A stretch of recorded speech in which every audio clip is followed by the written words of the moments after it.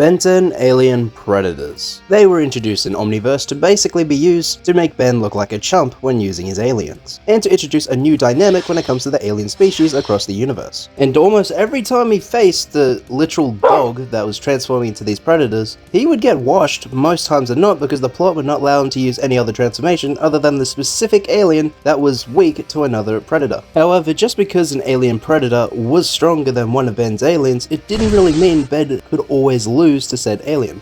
But out of all these predators, what transformations would he use to guarantee a win?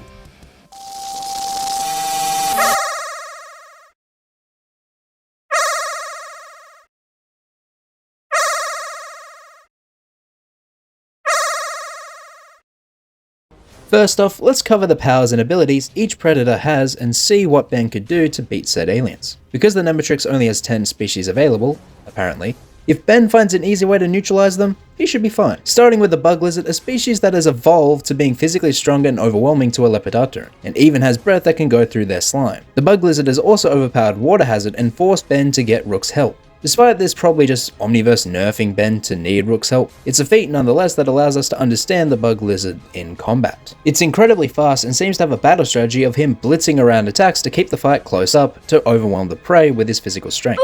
We see Ben able to actually switch this around, as when he transformed into Wildmutt, he was able to blitz Zed through a wall and wrestle her around with ease, which would mean enough strength and speed should be successful to put down the Buglizard. Next we have the Crabdozer, a species with a high immunity to high temperatures, and enhanced durable shells to force back stronger creatures. Despite this, however, Crabdozers can get stuck by Stingfly's slime, and Zed needed to become a Buglizard to bypass it. Since Crabdozers can't fly and Stingfly is probably much faster, it's actually possible Stingfly could just slime Crabdozer enough and just fly around so they would never reach him, essentially making him a non-threat. But in terms of power, aliens like Armadillo could actually damage him and force him to change into a Slamworm. So if Ben decides to encase Zed in a strong enough material or can physically overpower it, he should be able to win. And funnily enough, Ben does have a necessary alien that is capable of accomplishing this, Diamond Head. With his crystal creation and his natural physical strength that can beat characters who can also beat Pyronauts, he would be capable of stopping a Crabdozer. Next we have the Slamworm, a species that can move incredibly fast and is larger than any of Zed's other forms. Can spit acid that can melt through metal bodies of Telepedans, and can just straight up overpower them. However, I actually think Diamond Head would beat the Slamworm too, as, because he did. He was able to encase Slamworm and was immune to the acidic spit. While Diamond Head could potentially be beaten by the Slamworm due to his insane size and speed, even caught off guard, Diamond Head came out with a W. Next we have the Hypnotick, a species that can go intangible, bypass the Necrophrygian's absolute zero level ice, and could hypnotize others. This is probably the most difficult battle yet because most of Ben's aliens can't go intangible, and the ones who can can't really beat hypnosis. The first alien I thought could probably be able to solo is Vampire, as he's shown easy resistance to hypnosis and command control as well, but with no real counter to intangibility, he's once again limited. However, there is something that has been confirmed and shown to counter intangibility: electricity. Big Chill and the Hypnotick should have comparable intangibility and should be affected. So all Ben needs is an alien that can be hypnotized and can emit electricity. So I'd pick a Cerebro-Crustacean or Brainstorm species.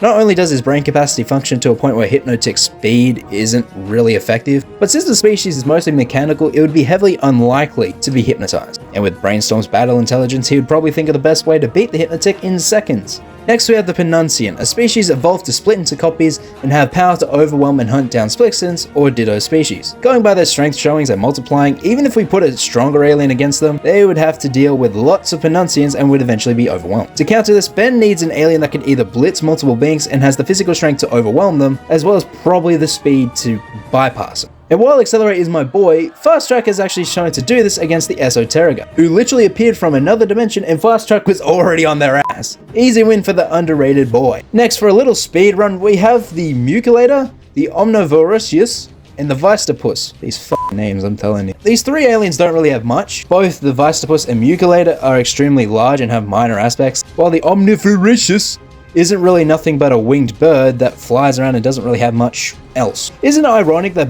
both of the intelligent alien species have predators that suck? To beat these ones, Ben just needs something stronger and faster. With the Omnivoracious' flight capabilities and seemingly nothing to back it up, Stingfly has already beaten up something like that in the past. And Humongosaur was messing around with the Mucilator with ease, and the Vicetopus is seemingly smaller and weaker than it. Getting back to the cool predators, never fucking thought I would say that, We have the Tarantula, a species that has anti-electrical abilities that can capture and shock its prey. They also have the physical strength to rip out of stinkfly slime and not be bound by their massive weight like the Crabdozers are. This alien is actually seriously underrated, but of course they make it seem like they are the only predator to frickin' ball weevil. Nonetheless, Ben's aliens with electricity manipulation and absorption can nullify the electrical abilities, and with strength like feedback and Frankenstrikes, Ben should be able to beat the Tarantula with no real difficulty.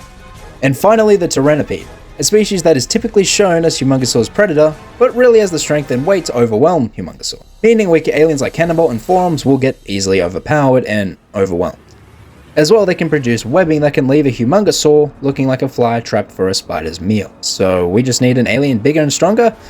Fucking no! We just need grey matter to get the jump on him, as Tyrannopedes have a weak spot on their neck that will knock their own ass out. We could get Diamond Head to encase the Tyrannopede and potentially trap him, but then again, how strong you have to be to break through Diamond Head's crystals. Now with that all out of the way, which aliens do you think Ben has access to that can beat all of the alien predators? I actually think Feedback is the best alien to go against all of them. Not only is he able to produce electricity, which is the Hypnotick's weakness, but he's also physically capable of speeding around everyone, as well as draining their energy like he did against Ultimate Humongousaur, who realistically is stronger than every one of the predators. Yeah, Feedback's the fucking GOAT.